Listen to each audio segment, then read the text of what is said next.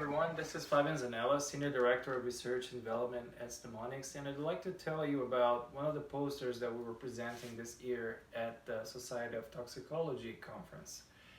This one is titled High Throughput Anisotropic Human iPS-derived Cardiomyocyte Cultures Display Differential Response to Chronic Oncology Compound-Related Toxicity. This was supposed to be poster P410. And here in this work, we leverage our microheart platform, which is designed to promote passive self-alignment of cardiomyocytes, generating beautiful cultures like this. And going right into it and a little bit in the characterization of this platform, one of the attractive features of this platform is that when you plate iPS-derived cardiomyocytes there, you promote a passive self-alignment of the cells, leading them to adopt a more physiological relevant shape, the typical broad shape of cardiomyocytes in the actual tissue, as opposed to the typical fried egg shape of any cells in culture that are cultured in flat plastic. We see that when the cells are there, they adopt a nice shape. We see that the sarcomeres are very visible, very clear, and very clearly oriented perpendicular to the long axis of the cell body, how it's supposed to be in the actual tissue. We actually saw as well that the localization of intercalated disc proteins shows as at the distal ends of the cells, where they actually also show up in native tissue.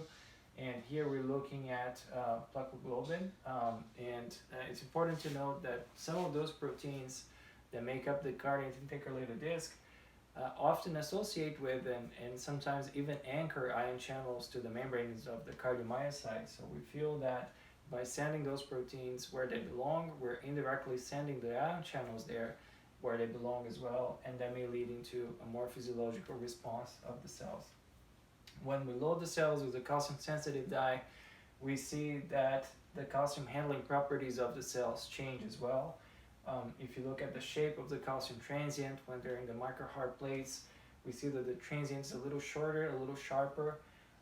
We see that the cells tend to beat a little bit faster when they're in the platform. We see that the amplitude of the peaks is slightly smaller. The peak rise time is also a little bit shorter. And we think that altogether this is suggesting that these cardiomyocytes are being able to handle calcium more efficiently, which could be highlighting a feature of enhanced maturity. We also looked at the contractile behavior of those cells, and here we're looking at the vector maps that are generated by the movement of the cells in the platform. So if you look at cells in flat plastic, you see that kind of butterfly type of shape, indicating that the cells are contracting pretty much in every single direction. That's why it generates that type of figure, which is not really the physiological way in which cardiomyocytes contract. If you look at the aligned cells, in our plate, you see the contraction happens much more along one single axis. And this is actually very important because cardiomyocytes like to be aligned to be able to do their job, which is to generate force properly, and the alignment favors that. And finally, we use the pulse bioinformatics platform to look at the magnitude and the velocity of the contraction. And not surprisingly, when the cells are aligned in the microheart plates, we see that both the magnitude and the velocity of contraction are increased. So there's definitely some very clear things that are changing in the physiology of cardiomyocytes that are enabled by having them cultured in these plates. To be able to link that to changes in gene expression, we run a profile of a limited number of genes for now, but we could detect that there were interesting changes in the expression of genes that are very important for cardiomyocytes. Genes that are implicated in calcium handling, like the uranidine receptors, SERCA2, phospholambin, all show a modest increase, as well as genes coding for calcium, sodium, and potassium channels, genes that code for cardiac cell junction markers, cardiac transcription factors. And interesting, we see a slight decrease in the expression of BNP, which may be an indication that the cells have a little bit lower basal level stress when they're in those plates. So starting from here, we decided to go and test a panel of a total of 15 compounds that are used in oncology. We used aspirin as our negative control in a calcium oscillation assay in high throughput. And if you're familiar with those assays, you know that those are very data rich. So you can actually extract many parameters from the calcium oscillations.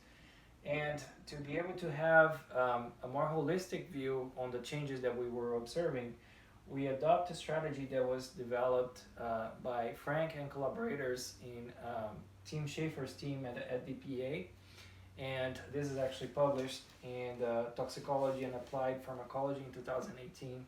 So what they did was they used multi-electrode array data originated from neuronal cultures, and they came up with a mathematical way to compute all the parameters that you can extract from those types of peaks to reduce them to one single parameter, which is called the scalar perturbation, that kind of flattens out all those parameters into a single one.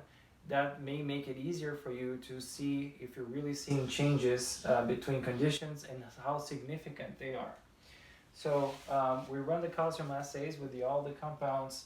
You can see here dasatinib, lapatinib, nilotinib, ponatinib, regorafenib, sorafenib, sunitinib, trimandinib, aspirin, bortezomib, calmitinib, dabrafenib, doxorubicin, imatinib, pasabinib, and vandenatinib. And you can see that as we increase concentrations, in black you see the traces that are obtained in your flat, regular control plates, and in red you see the behavior that the cells are taking in the microheart plates.